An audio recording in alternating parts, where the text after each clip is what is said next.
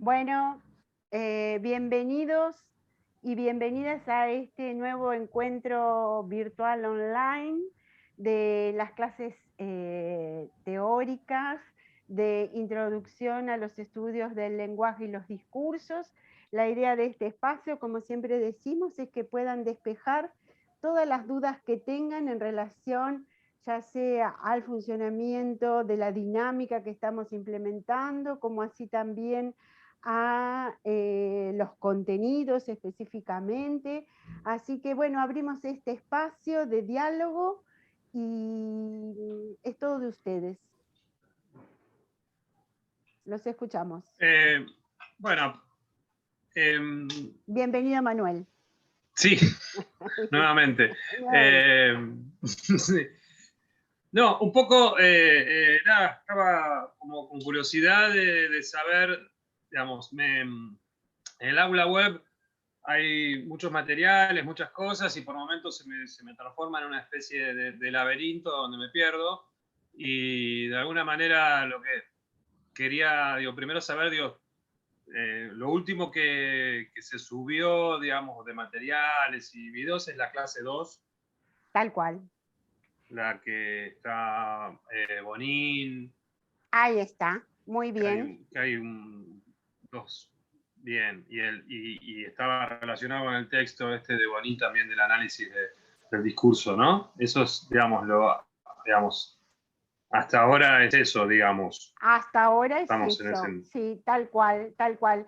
Si les parece y lo ven necesario, les hago un paseo por el aula web como para que se vayan ubicando dónde estamos, ¿sí? ¿Les parece? Bien, vamos a ver si nos sale esto. Bueno, en este momento estamos compartiendo pantalla. A ver acá, ahí está. Bueno, nuestro espacio se llama Aulas Web, ¿sí? Todos han podido entrar, ¿sí? Sí. Sí, contesten, ¿eh? Sí, no, más o Sí, menos. sí. Sí, bien. Ahí está. Sí, profe, sí. Sí, bárbaro. Bien, entonces nosotros estamos en un curso del Aulas Web, ¿sí? Bueno, yo tengo varios, porque participo como estudiante y como docente.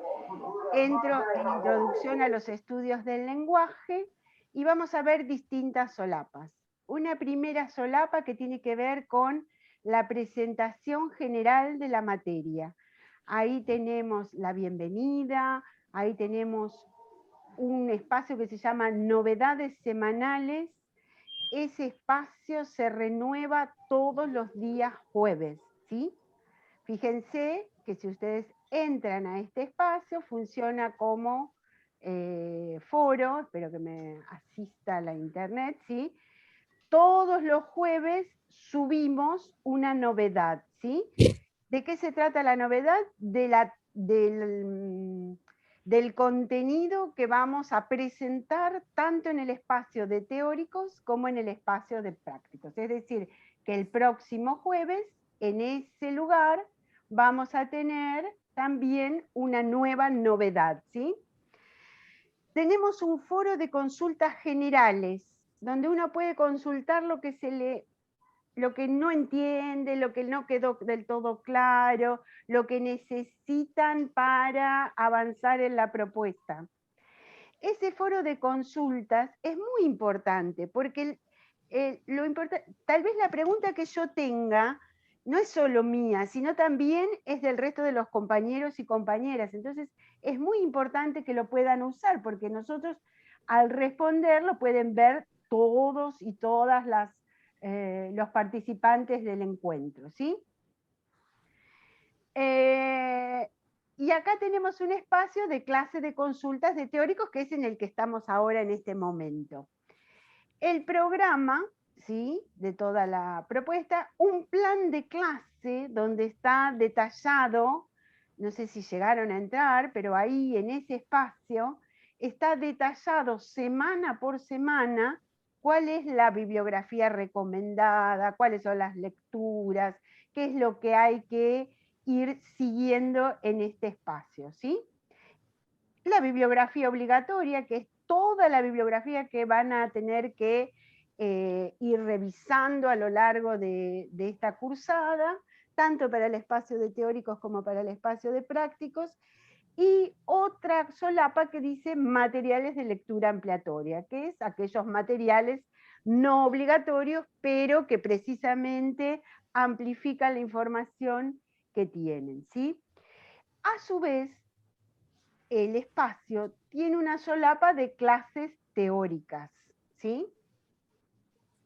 Ustedes ahora la van a ver como la veo yo, pero ustedes solo ven clase teórica 1 y 2, ¿sí? Nosotros la estamos armando, por eso tenemos adelantadas las clases, que era esto que preguntaba el compañero. Dentro de la clase teórica 1 hay un desarrollo, ¿sí? Una serie de materiales que son que acompañan el desarrollo y problematizan este objeto tan complejo que estamos estudiando, como es el lenguaje en general y los discursos en particular, y hay una recomendación, bueno, hay también información sobre distintos lingüistas, especialmente argentinos, latinoamericanos, que dan cuenta de las teorías que nosotros estamos revisando, y hay siempre un texto de lectura obligatorio que es el que nosotros recomendamos que sigan y que lean, ¿sí? Ese es en el espacio de teóricos. Después, ustedes también tienen un espacio, vamos a ver si podemos ir para atrás, un espacio de cada comisión de prácticos, ¿sí? Que ahí les recomiendo que lo conversen con los profes de prácticos, ¿no? Es decir, en cada comisión de práctico también hay una disposición de clase que se renueva todos los jueves. A diferencia de los teóricos, hay un foro permanente de una actividad que consiste en responder alguna pregunta. Bueno, eso es lo que ustedes están haciendo seguramente en esta instancia de los trabajos prácticos. ¿Hasta acá se entiende la dinámica? Sí. Bien. Sí. ¿Qué particularidad tiene este tipo de dinámica? Que yo no necesito estar conectado tal día, tal hora, en tal espacio, ¿sí? Sí necesito ir avanzando en las propuestas, en las lecturas, ¿sí? Porque la idea es que, dadas las condiciones en las que estamos todos trabajando, ¿no? ¿Para qué explicar el contexto que todos lo estamos transitando?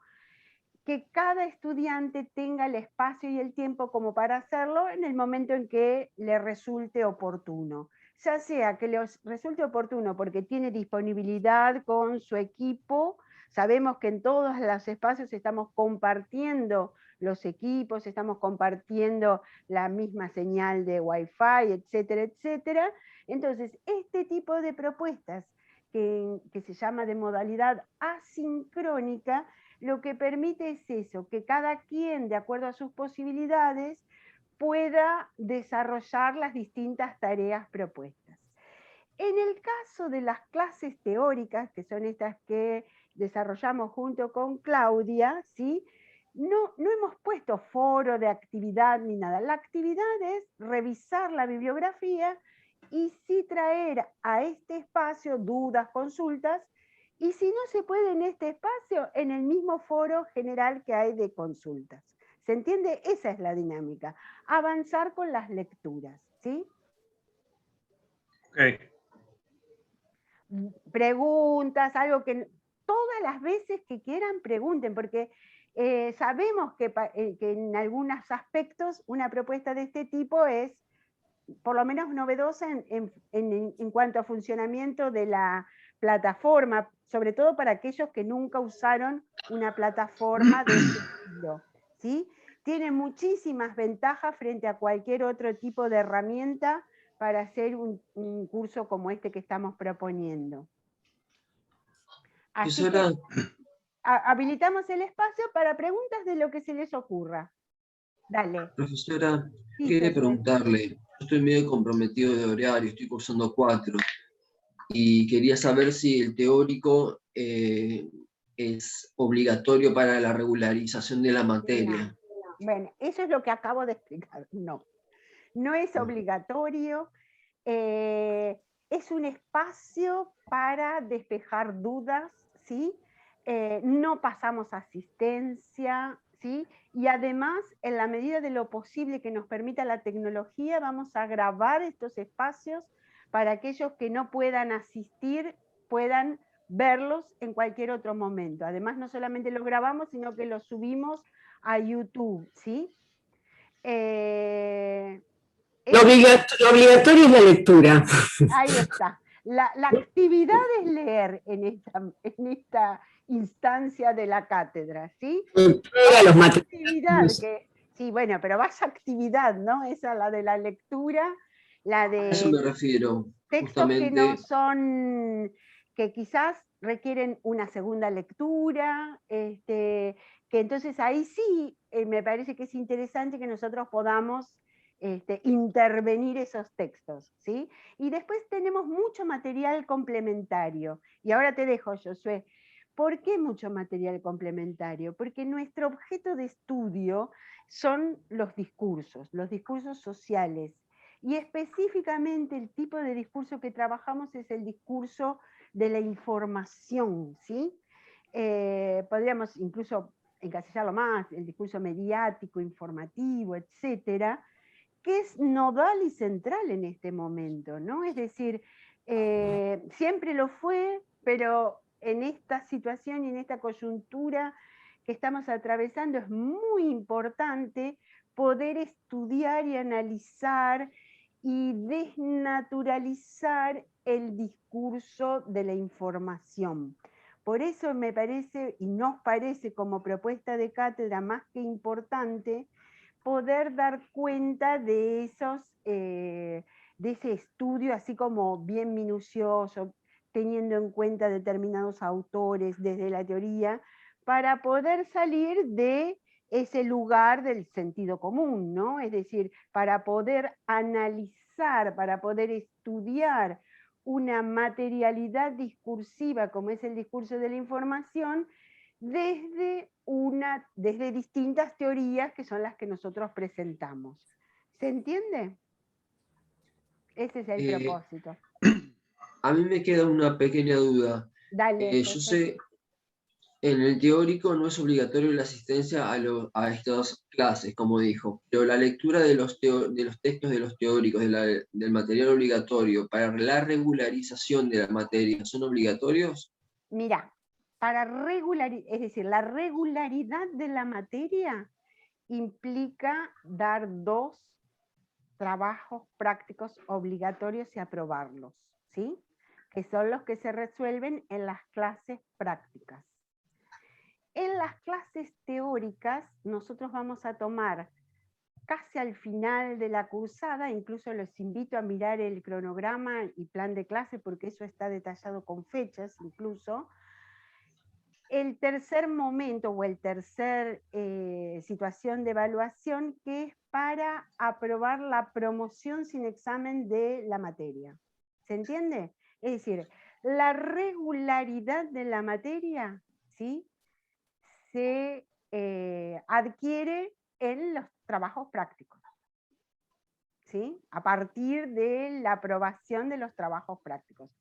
Es decir, si no haces el tercer tramo, aprobás la cursada y después te tenés que presentar el examen final, ¿sí? En cambio, si se cumple con los 3 tramos, ya tenés la materia aprobada. Claro, ¿no? si solamente haces 2 tramos, tenés la cursada aprobada, que es eso que vos te llamás la regularidad, ¿no, Josué?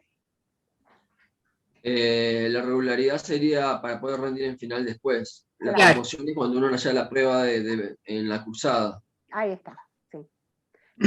Para tener la materia como regular, necesitas aprobar los 2 TP obligatorios de los trabajos prácticos, que son los que están trabajando con los profes de los trabajos prácticos. ¿Se entiende esto? Perfecto. Gracias. Bien. Yo quería comentar algo con respecto a... estuve leyendo hace un rato viendo, en realidad no leyendo, viendo el video de Bonin sobre el signo ideológico, que habla sobre los distintos sentidos que se le dan en los distintos momentos a la palabra reconciliación, y me disparó a pensar en todo lo que está pasando en este momento, y bueno, y en otros momentos también con la palabra libertad. Lo comentamos la clase pasada, sí, como libertad, patria, todos esos conceptos que se apropian desde un signo ideológico que no tienen no son absolutos, digamos, no tienen una definición absoluta, ¿no? Y depende de quién lo diga y en qué momento, en qué situación se resignifica, o se llena de sentidos que tienen que ver más con quién lo dice, a quién se lo dice y en qué situación histórica, ¿no? Que eso es lo que analiza, porque además analiza, Bonina analiza dentro del mismo signo ideológico cómo también cambian sentidos, ¿no? No es solamente que hay dos bandos, por ejemplo, ¿no? Sino que tiene que ver con la subjetividad de las personas, con la subjetividad del entorno, bueno, no sé. Bien, por eso es muy importante ir revisando desde dónde nosotros vamos a hacer nuestros análisis, ¿sí? En principio, por eso partíamos de un texto como el de Parrett, que plantea en forma muy esquemática que existen dos maneras de, por lo menos, empezar a estudiar un fenómeno tan complejo como es el lenguaje, ¿sí? Una visión tradicional, racional, que privilegia precisamente la representación, ¿sí?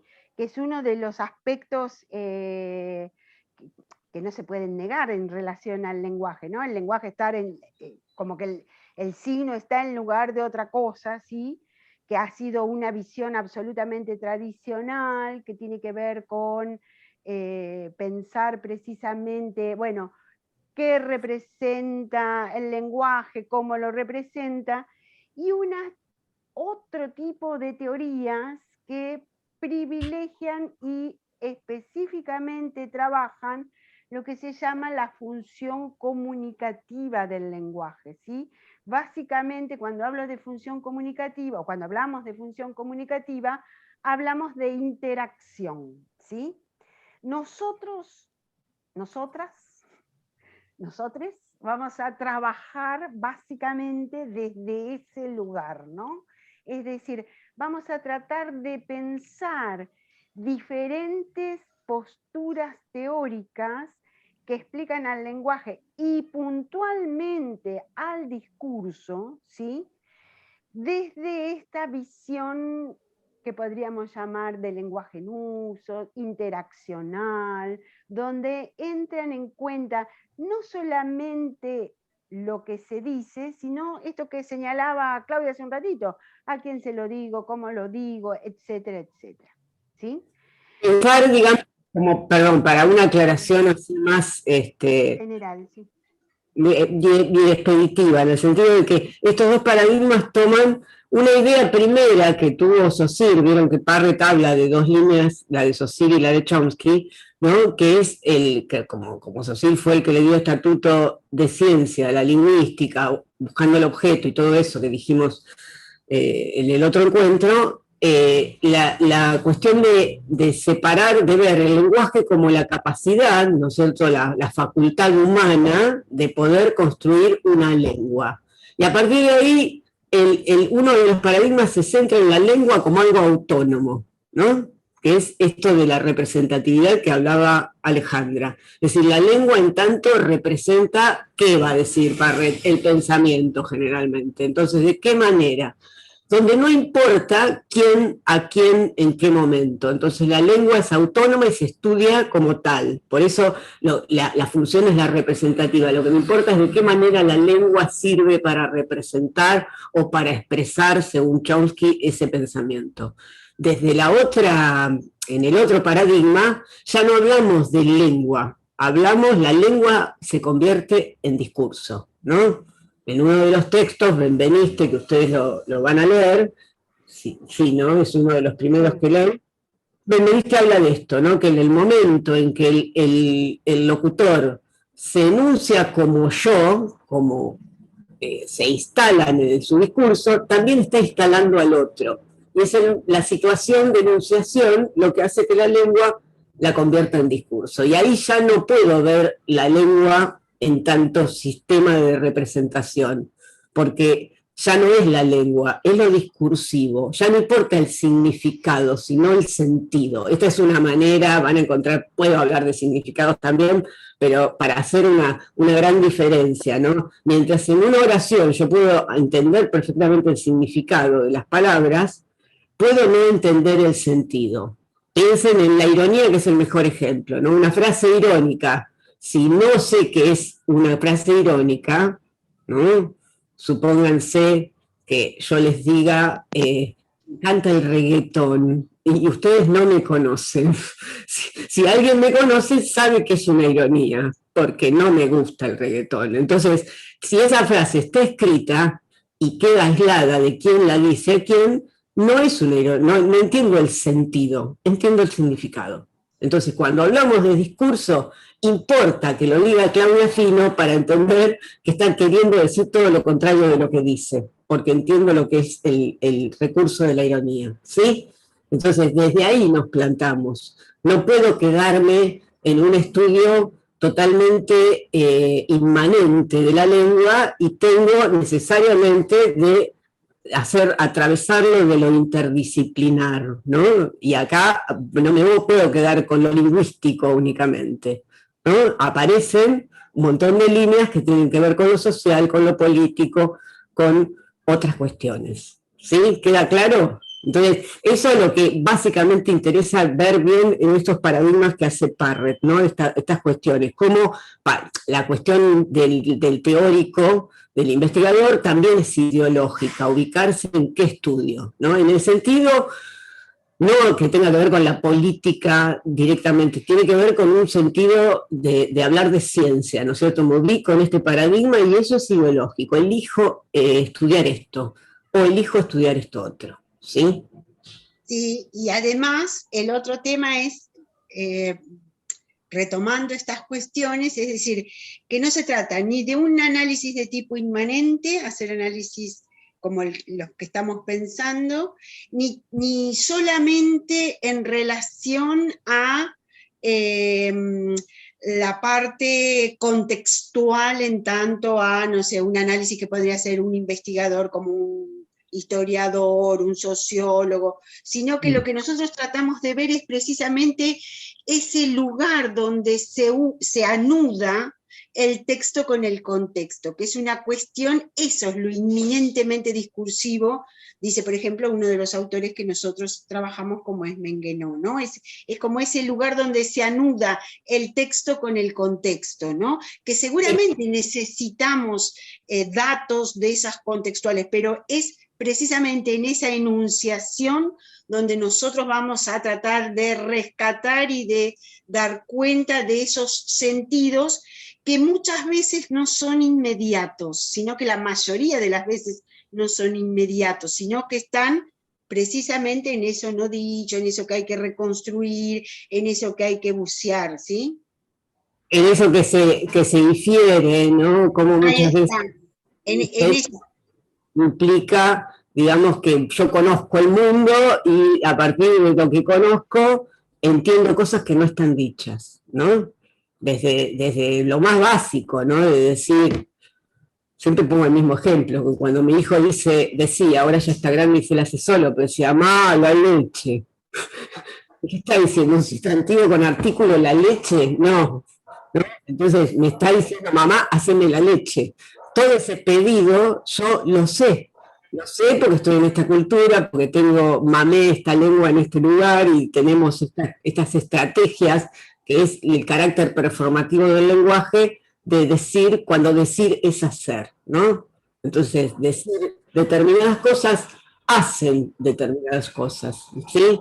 Y iba a decir algo más que de lo que vos planteabas, esta cuestión, lo que dice Alejandra, de que no quede, que no se le dé demasiado peso a una cosa o a otra, lo plantea Bonin como un desafío que tienen que tener todas estas teorías, de no quedarse solamente con un análisis social, con un análisis que sería un análisis de contenido más que nada, sino ese balance, ¿no? De qué manera ver cómo a través de estrategias lingüísticas se generan sentidos que tienen, obviamente siempre están el signo es ideológico, ¿no? Cómo responden a ideologías, ¿sí? Ayer vi cuando comenzaba un editorial en La Nación Más, y decía, textuales palabras, no solo que se robaron las vacunas, sino que ahora cierran las escuelas, ¿sí? Fíjense cómo se complejiza esto que estamos diciendo cuando lo trabajamos en el discurso de la información, ¿no? Es decir, a eso es lo que nosotros tratamos de pensar y de analizar, ¿no? Y de nuevo. Hay un nosotros y hay un ellos, ya a partir de ahí, ¿no? Se configura, el que lo dice se involucra en un lugar donde no es el ellos, ¿no? Entonces, todas esas son estrategias discursivas. ¿Quiénes se robaron? ¿Por qué no los nombra? ¿Quiénes son? ¿No es cierto? ¿Cuál es el otro? El otro al que es distinto del yo. Y para eso, obviamente, que tengo que conocer la lengua y tengo que saber de la lengua algunas cosas que me permiten conceptualizar este tipo de estrategias, ¿no? Y el no solo, bueno, ni hablar. Y ahora cierran las escuelas. Y ahora cierran las escuelas, y ahora ¿no? cierran las escuelas. Es decir, bueno, ahí está. Lo que nosotros vamos a intentar hacer es, frente a esa materialidad, ojo con esto, porque los signos son absolutamente materiales, ¿sí? Aunque no lo parezca, son absolutamente materiales. Esos son nuestros datos, ¿sí? Ese es el corpus que está armando o que ya tienen en los trabajos prácticos, creo que ya están, ¿no? En los trabajos prácticos. Es decir, que nosotros partimos hay distintas teorías acerca de esto de la discursividad, etc. Nosotros partimos de lo que se llama una lingüística de texto, ¿no? Es decir, que trabajamos a partir de discursos efectivamente dichos. Por eso hacemos un primer recorte, que en verdad lo hace generalmente el profe que está a cargo de la comisión, sobre una determinada temática. Bueno, recorta una serie de discursos que efectivamente se dijeron, ¿sí? Y acá hay que ser bien minucioso con esto, ¿no? Es decir, trabajamos sobre lo dicho, ¿sí? Y sobre eso es sobre lo que hacemos nuestros análisis. ¿Se va entendiendo esto? En ese que decía, en este que vos señalabas de Bonin, daba cuenta de, bueno, cómo esos discursos, ¿sí? Que eran de la misma iglesia, por eso esto que decía Claudia, ¿no? Como fueron dichos dentro de lo que sería un mismo grupo desde distintos sectores, en determinado tipo de discurso. ¿Sí? ¿Se entiende esto? Por eso ustedes van a trabajar sobre una materialidad concreta, y sobre esa vamos a tratar de pensar esta posibilidad de pensar el sentido de esos discursos, ¿sí? ¿Se va entendiendo esto un poquito más? Pregunten, dudas, todo lo que se les ocurre. ¿Janina? ¿De Janina? Bien, sí, perfecto, buenísimo. Una pregunta. ¿Materialidad significa que al estar referirnos a la realidad tomamos una postura ideológica? No sé si entendí. A ver, dale de nuevo, ¿cómo? O sea, los signos representan la realidad, son materiales, y al estar hablando con ellos, y la ideología y la lingüística ser ideológica también es subjetiva, al estar hablando en signos hablamos de lo material, o sea que hablamos también desde un punto de vista subjetivo sobre la realidad, algo así me queda. No, a ver, vamos de nuevo. En verdad, nosotros trabajamos con signos lingüísticos, ¿sí? Que en verdad cuando trabajamos con discursos, trabajamos con enunciados. Esto que decíamos hace un ratito. La unidad de análisis es el enunciado, es lo efectivamente dicho, y ese enunciado va a tener distintos sentidos de acuerdo a cuál sea esa situación de enunciación, ¿sí? Profe. Espera, a ver si puedo llegar a lo que plantea Josué. Hablamos de materialidad en tanto que esos son nuestros datos, ¿sí? El lugar desde donde partimos. No decía, en tanto lo empírico es concreto. Estás trabajando con material.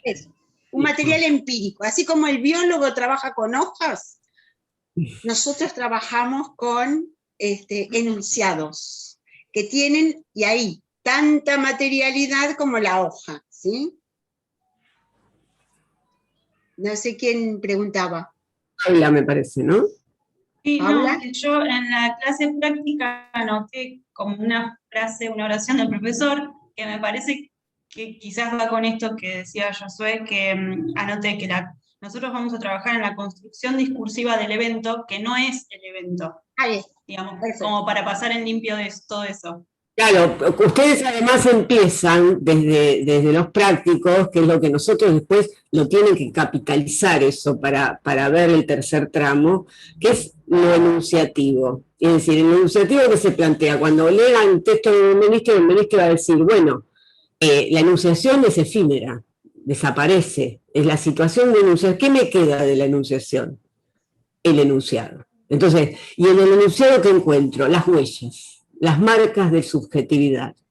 Cuando el sujeto dice, no solo cerraron las escuelas, ahí está planteando que hay un ellos, y esa es materialidad. Entonces, a mí me queda esta cuestión de la huella en el enunciado, de esa situación enunciativa. Entonces, para reconstruir la situación de enunciación, yo tengo que analizar qué tengo en los enunciados, porque la situación de enunciación no la tengo, ya.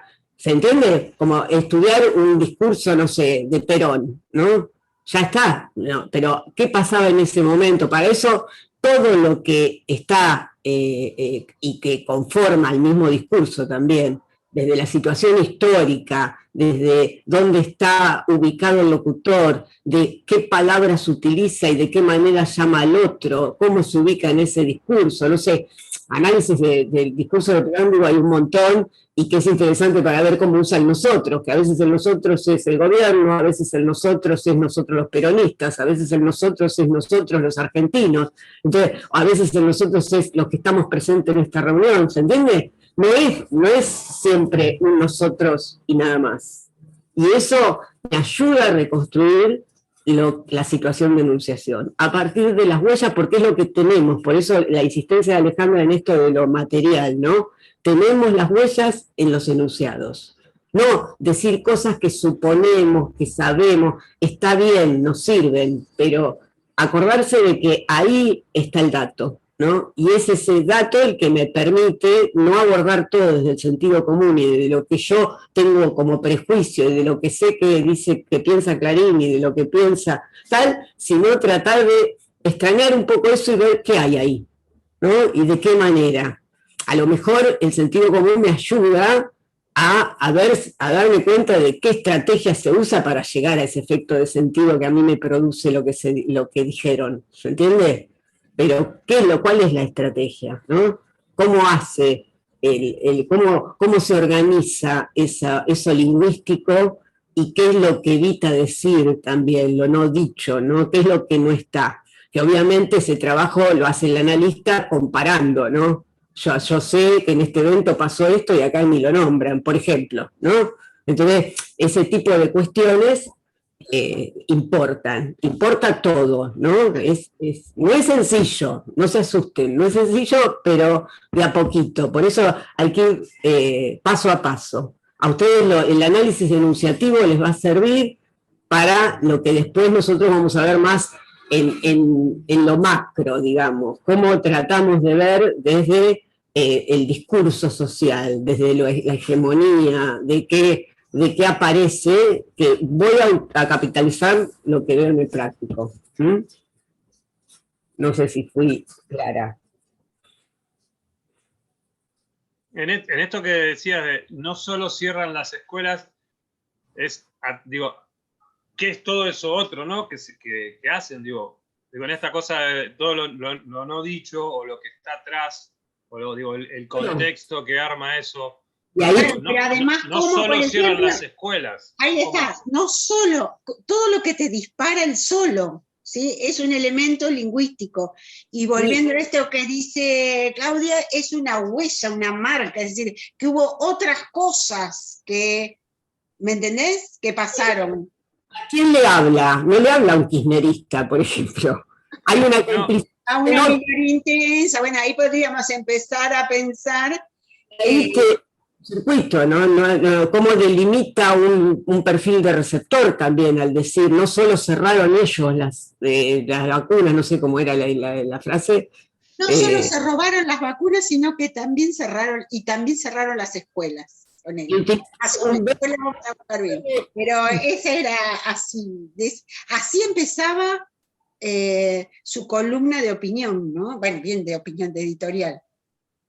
Bueno, utilizar un verbo como robar, que es un verbo negativo, subjetivo, digamos que acusa, ¿no es cierto? Toda esta cuestión que sale de la lengua, ¿no es cierto? Sale de lo lingüístico, pero implica una conexión también que me está planteando que el otro está de acuerdo. Y eso lo vamos a ver a partir de los textos donde hablamos del discurso social, cómo se genera un nosotros y un ellos, un otro, que cómo se genera también una cuestión, un sistema de que ese nosotros tiene determinadas características que no tiene ese otro, que queda fuera de la interlocución, ¿no? Sí. Bueno, son... Incluso hasta esa idea del encantamiento. Me encanta saber que los políticos se roban todo, no sé. No sé, habría que pensarlo también, ¿no? Desde ese lugar que dice Angenot del encantamiento. Que recién decían, nombraron al pasar el sentido común, y digo, qué complejo que está ahí, porque digo, ese enunciado, ese discurso es direccionado hacia, digo, un sujeto con un sentido común. Bueno, no, porque nosotros también manejamos un sentido común. Claro, pero digo, en algunas cosas es otro. Pero hay como argumentaciones que son, que esto también lo vamos a ver en el discurso social, que pertenecen a doxas, lo que se llaman los lugares comunes, ¿no? Determinadas frases que se repiten y que están digamos, en la sociedad, que nadie discute, ¿no? Frases que tienen que ver, los políticos son todos chorros, los políticos son todos chantas, ¿no? No, yo no me meto en política. Todas frases que, digo, ¿qué quiere decir? ¿No? Pero que se repiten y pertenecen a una línea argumentativa que es ideológica y que no sabemos si es hegemónica o no. Depende, ¿no? Bastante.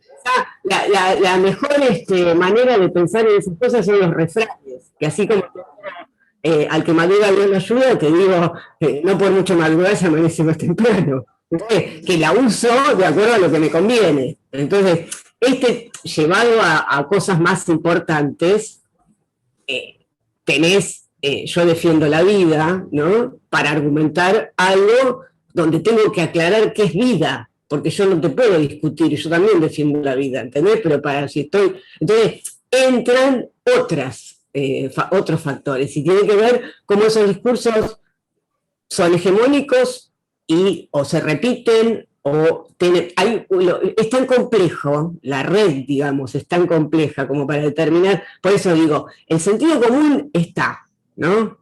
Y está en todo, en cualquiera que pertenezca, digamos, a un pensamiento, no sé, oficialista o no oficialista.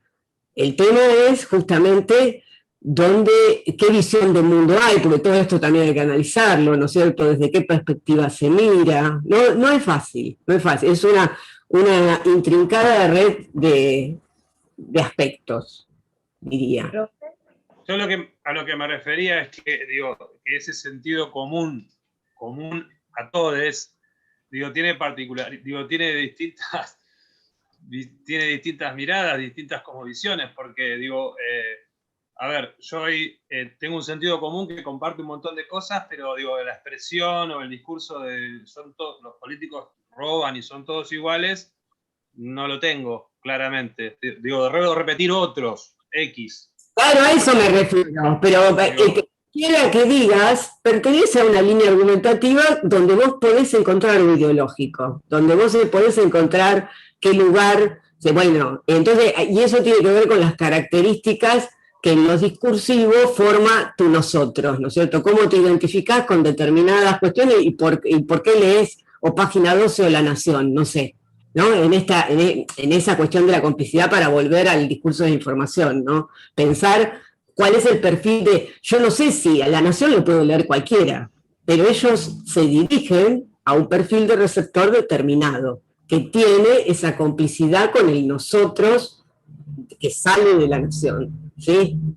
Que vos lo leas como crítico, como periodista, como interesado en la comunicación es otra cuestión, pero desde el texto te sale un blanco receptor, ¿sí?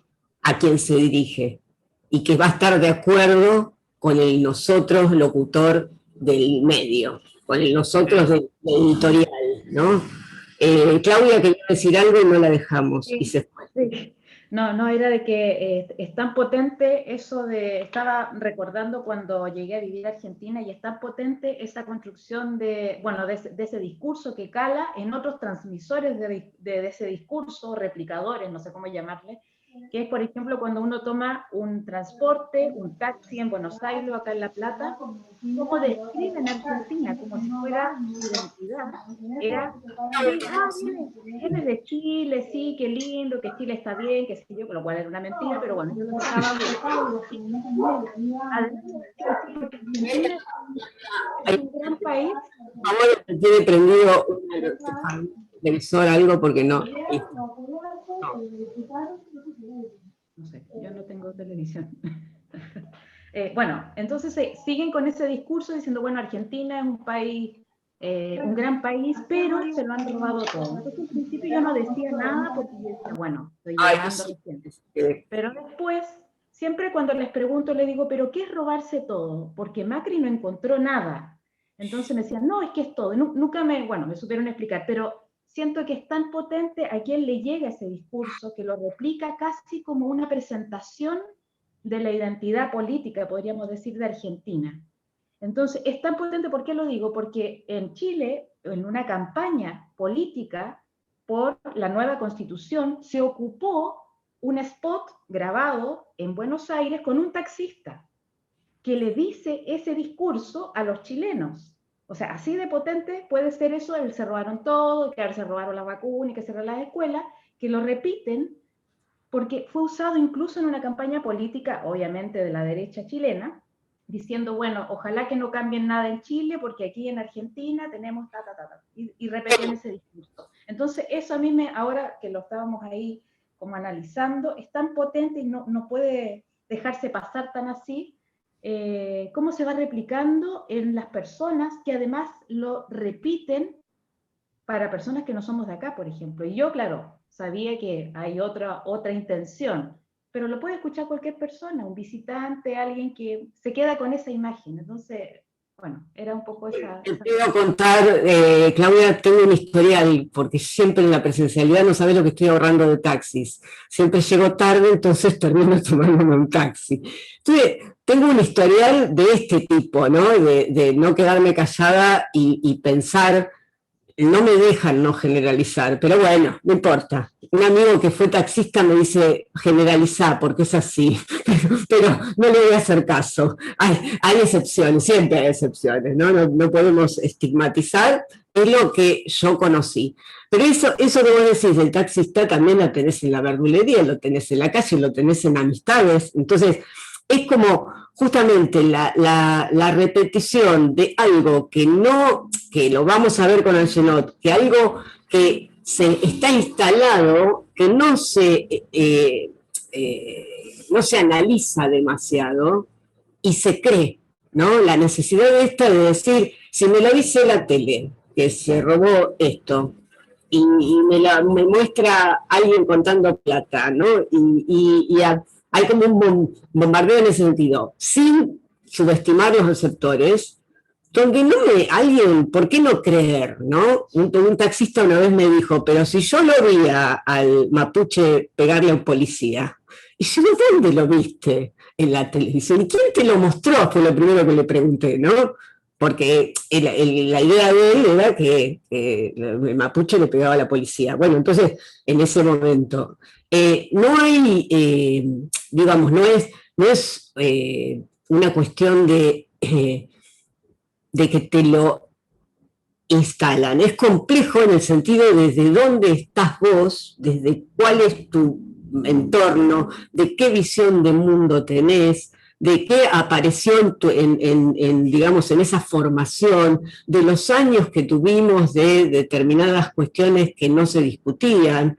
Yo veo todo este movimiento feminista y la cuestión del aborto, y me acuerdo de a mi papá mirando Olmedo como algo que era lo más. Y alguien que veo a Olmedo, no sé si lo conocen, al cómico, que idolatrado además durante un tiempo, es aborrecible desde la cuestión machista y de objeto, pero en ese momento era naturalizado. Entonces, no hay, a eso me refiero, como la hegemonía, que tiene también sus matices, a veces proviene de leyes, a veces proviene de la movida, como fue la movida feminista, digamos, de otros lugares, como distintos lugares que son impredecibles y que tienen que ver con procesos históricos, ¿no? Entonces, esto hace que lo hegemónico cambie y que puede ser políticamente correcto hablar de determinada manera, aunque se piense otra, ¿no?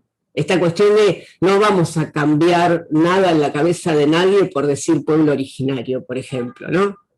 Alguien que sabemos cómo piensa puede hablar de pueblo originario y está pensando de una manera totalmente peyorativa. ¿Se entiende lo que digo? ¿A dónde voy? Entonces, toda esa línea de pensamiento tiene muchos aspectos. No seamos simplistas en el análisis, digo, porque a mí me pasa, yo esto me lo estoy diciendo yo también, ¿no? En el hecho de no estigmatizar así, ¿no? Yo no diría que es argentino, vas a encontrar chilenos también, y chilenas con determinados sentidos instalados por la tradición, por no reflexionar demasiado, por una ideología realmente a conciencia.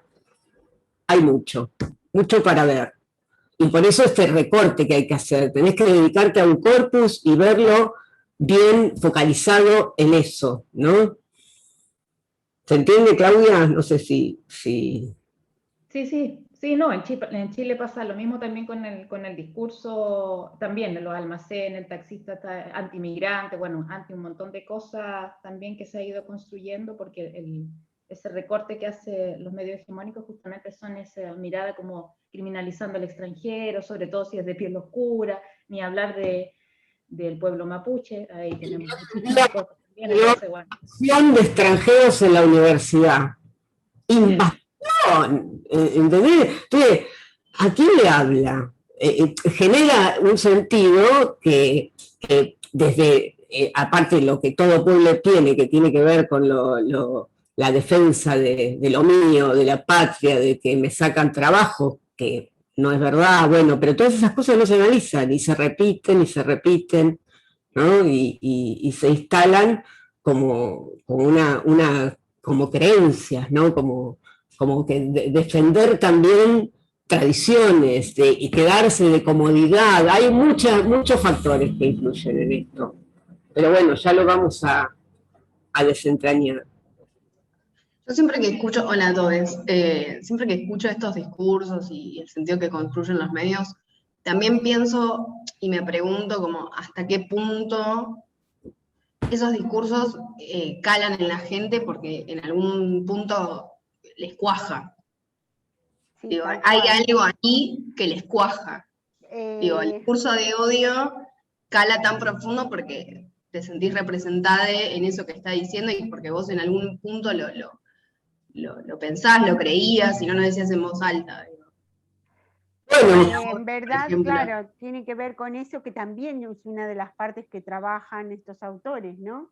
Que sería esa construcción del sentido social, ¿no? Y cómo en verdad yo puedo decir cualquier cosa, pero para que el otro lo crea, lo adopte, es decir, no es solamente que repite así como sin hacer ninguna intervención, sino que hay un lugar de creencia, que también lo analizan estos autores, ¿no?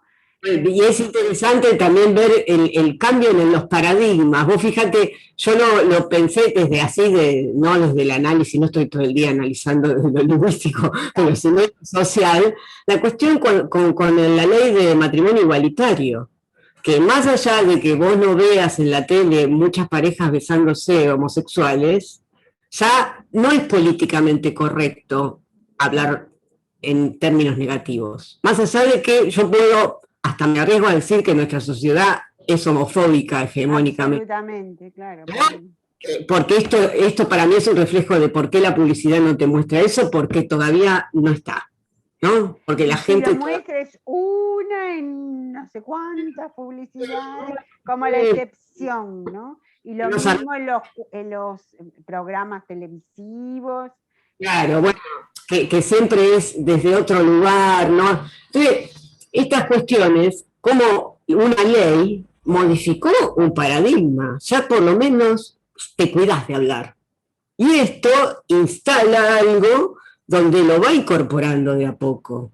Digo, situaciones de gente que era totalmente homofóbica y ahora otra mirada aparece, ¿no? Aparece otra mirada porque eso se instala, a veces es desde el poder, ¿no? Tuvo que venir una ley para que todo el mundo tuviera que cerrar la boca, por ejemplo, que no la cierra tampoco, que por eso digo, es hasta ahí, pero por lo menos es distinto.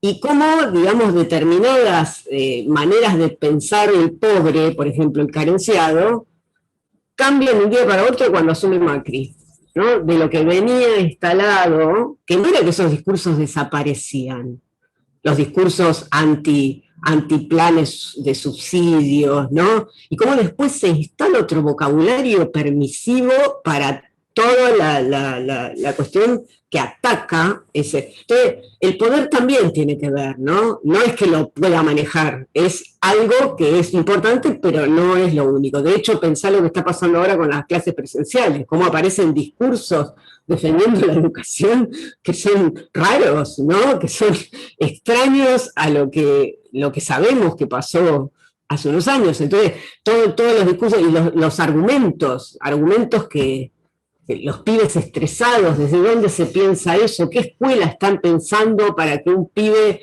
tenga toda la comodidad de no contagiar a nadie? Una escuela en la que van con auto, en la que tienen, se instalan en una aula con mucho espacio, digamos, no piensan en una escuela pública, que no tenemos recursos, que no... Entonces, todo lo que se dice, digamos, ¿no? Yo también estoy a favor de la educación, pero la presencialidad lo lamento, ¿no? Los pibes tendrán que vivir estresados como el planeta está estresado. Hay una cuestión que no tiene sentido, pero se instala un tema con los argumentos más ridículos que te parezcan, pero está. Y eso de instalar en los medios hegemónicos, ya estudiando un discurso político, basta, no hablo más. No, yo quería agregar como con esto que decías de la ley del matrimonio, que de repente como que había ciertas cosas que en la esfera pública ya no estaban permitidas, como ahora con el contexto de pandemia aparece como en la esfera de los medios un montón de discursos antivacunas, que antes era como una cosa súper marginal, de gente como una minoría muy ahí del internet, y ahora Viviana Canosa es como la referente de todo ese discurso que dice como hay que tomar... la vacuna y te invita a médicos o médicas que están en contra de las vacunas, y digo, cómo de repente el contexto legitima poder dar discusiones que hasta hace un par de años era como impensado que en la tele vaya un médico y te diga como, no, bueno, las vacunas... Bueno, y ahí Y ahí tambalea una referencia nociológica, va a decir Angenot, de cómo el discurso que era un tabú, criticar la ciencia, empieza a ser cuestionado, ¿no? Desde otros lugares, por una cuestión de conveniencia ideológica, digamos, ¿no? Cuestionar la ciencia para quienes eran paladines defensores de toda la verdad, digamos, positivista, hoy no. Hay médicos que dicen cosas buenas y hay médicos que dicen cosas malas, ¿no? Y después tenemos pensado algunos fragmentos, porque además, bueno, este contexto de pandemia... Estoy poniendo repelente porque me están comiendo los mosquitos. ¿Por qué hay mosquitos? Pará, ahí cortamos con los mosquitos. Este contexto de pandemia, que esto creo algo también estuvimos conversando, toda situación de crisis está acompañada de formas discursivas, ¿sí? Formas discursivas que le son propias, ¿no? Y esto que vos decís, Victoria, que dice Claudia, ¿no? Es decir, cómo en este contexto de pandemia, ese discurso científico, el discurso, el estadístico, ¿no? Esto que prendemos la televisión y la cantidad de muertos, de enfermos, etcétera, en verdad son formas discursivas propias de esta circunstancia y de esta crisis, ¿sí? Es interesante porque además, dada esta situación, todos estos discursos, como los que vos decías, de odio, ultraviolentos, se han profundizado, ¿no? Y han establecido, uno de los textos que después les vamos a dejar, tiene que ver con esto, ¿no? De cómo se dan determinadas líneas de pensar que se repiten casi a nivel global, ¿sí? En relación a esto que es el contexto de pandemia. Por ejemplo, el tema este de, no sé, los chivos expiatorios, ¿sí? ¿De quién es la culpa? ¿Sí? Es decir, los jóvenes que van a bailar, los políticos que no generan políticas apropiadas, y cómo estas matrices discursivas se repiten en distintos países, ¿sí? Entonces es muy interesante también. ¿Quiénes son en alguna manera los culpables? Bueno, y entonces ahí aparecen una serie de señalados socialmente, ¿sí? En un contexto tan particular como es el que estamos viviendo, ¿no? En verdad, la culpa es de mí, no hay mucha vuelta, pero en verdad, cómo esto se va transformando. Como el tema este que señalaba también Claudia, ¿no? ¿Hay algún micrófono abierto? Escucha el perro y todo lo demás. Ahí va, buenísimo, gracias. Nada, esto de la desconfianza hacia el otro, ¿no? Es decir, bueno, primero el tema del virus chino, ¿no? Y bueno, y todo el tema que generó esto. Y después la poder seguir replicando. Es decir, qué sé yo, toda la vida nos dimos vacunas, nunca pensamos la nacionalidad de la vacuna, sin embargo eso aparece, bueno, esas son tendencias discursivas interesantísimas, hegemónicas, en los términos en que lo vamos a ver, retomando una vieja tradición clásica que estudia precisamente el concepto de hegemonía, y bueno, que también los vamos a revisar y tratar de pensar en estos espacios. Bien. Yo quería decir una cosita, o no sé si se escucha. Sí, se escucha bárbaro. Que esto que, digo, estos discursos, digo, esta cosa antivacuna, digo, que bueno, ahora se potenció, pero digo, se viene construyendo hay una especie de tierraplanismo que abarca distintos ámbitos, digo, un alejamiento de la razón, digo, hay como algo, digo, que se mezcla también con el odio, ¿no? hacia el otro, hacia el migrante, el gay, no sé, lo que fuera, digo, hay como una melange que no es una cosa nueva, digo, ahora se potenció, pero se viene... Márgenes. Antes era una cosa muy de nicho de internet. Digo, para mí lo que empieza como a enchastrar todo es esto de la verdad, es mi opinión, y como que no es como una, digo, como que de repente... Esperen. Soy antivacuna, por ejemplo, siempre fue un tipo de las ciencias y de repente ahora con la pandemia, no sé, se le piró, y está como muy en esta cuestión de es mi opinión, y como de repente como... Ver con esto que decimos, ¿no? Cómo el discurso del poder, de alguna manera, de querer, de esa puja de poder, también recurre a operadores mediáticos, ¿no? Y esto de instalar temáticas, de instalar discusiones, acuérdense de cuando lo pérfido, no me acuerdo quién fue el que inició. Sí, que no fueron 30.000, sí. Cuando habíamos cuestionado el número de desaparecidos y se instala el tema, una vez que se instala, es la bola de nieve, ¿no? Que entra a rodar y es imparable, porque saben por dónde pega, ¿no? Porque siempre hay discursos y gente que se va a acoplar a esto. Entonces, la idea era impensable cuestionar el número de desaparecidos, porque desde siempre, digamos, como la cifra simbólica, ¿no es cierto?, la cifra que se tiene, que ni siquiera se sabe si es exacta o aproximada, no sé, pero lograron, ¿no? A partir de alguien, digamos, que tiene voz, porque ese es el tema también, ¿no? Porque que a su vez quienes no acuerdan, también colaboramos, quienes no acordamos, también colaboramos al replicar esos discursos, de alguna manera, que esto lo vamos a ver, la cuestión dialéctica que tiene, que terminamos dándole el lugar a Beatriz Arlo para que diga cualquier cosa. ¿Por qué? Porque todo el mundo habla de Beatriz Arlo, ¿no? También, digo, no es sin intención, pero le damos un lugar de poder a esos discursos, ¿no? El consumo irónico. El consumo irónico. Muy complejo, ¿no? Por eso no nos quedamos con los datos tampoco de nuestra vida. Recuerden esto, el mundo nuestro es muy chiquitito. Afuera hay un montón de discursos que desconocemos. Yo por lo menos vivo en una burbuja de lo que me gusta. Entonces, cuando veo el exterior, me sorprendo, ¿no? Y me sorprendo en ese sentido. Digo, Victoria, por lo que decías que antes de Internet, depende de dónde te muevas.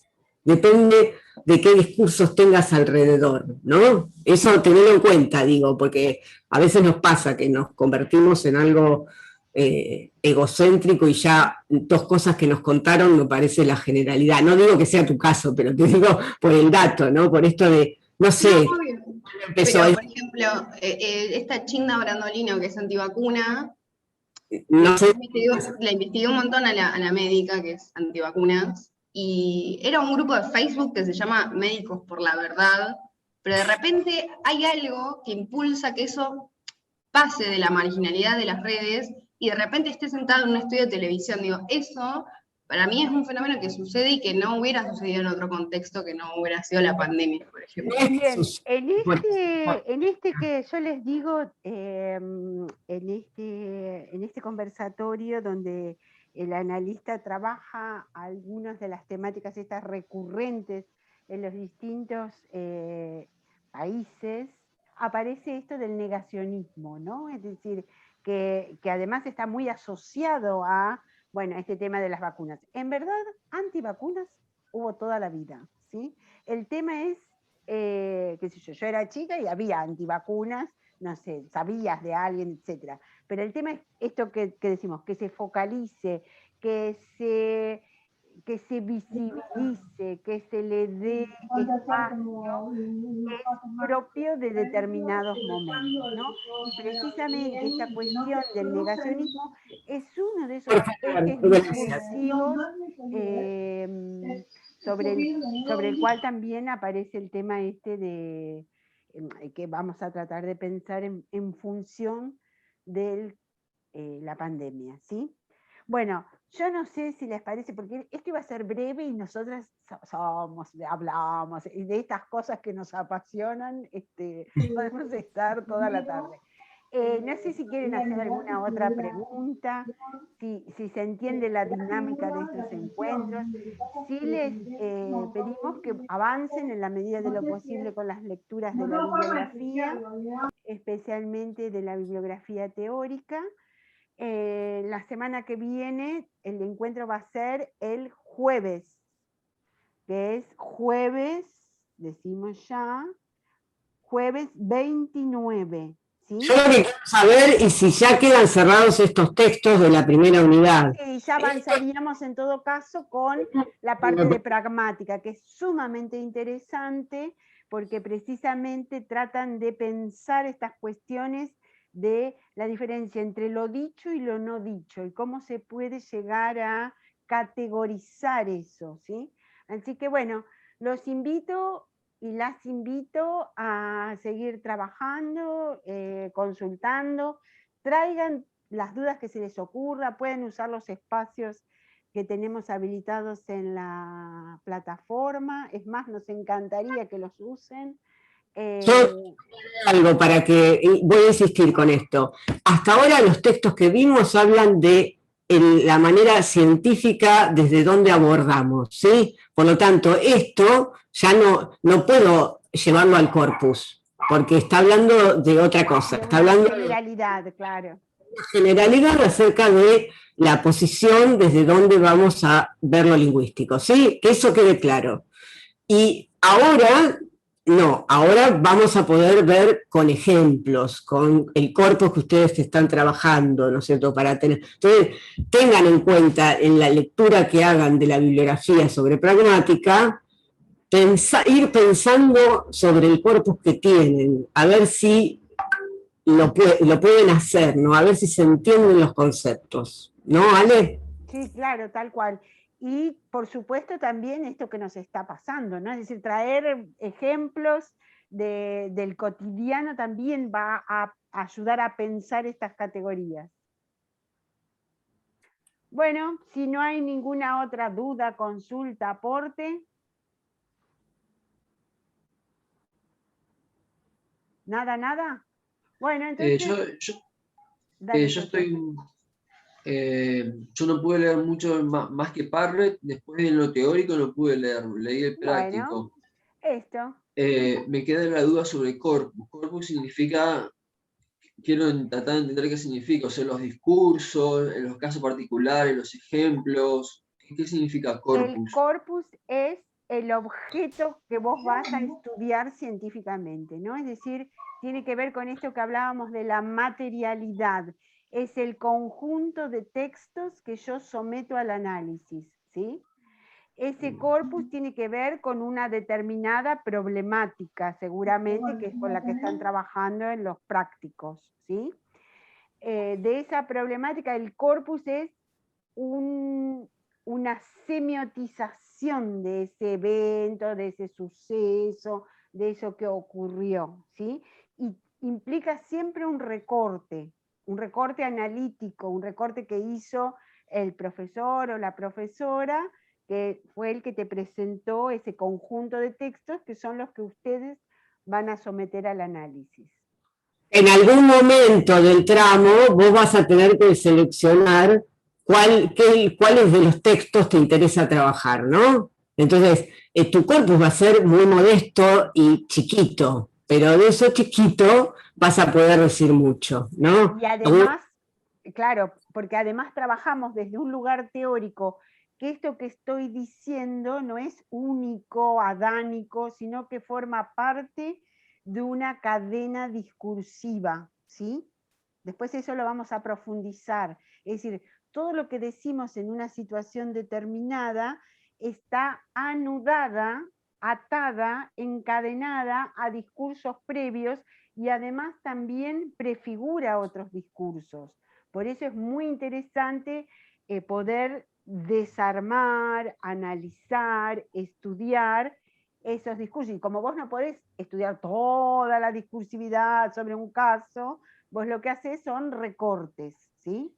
Yo hago así, hago en la mesa el recorte. Hago recortes.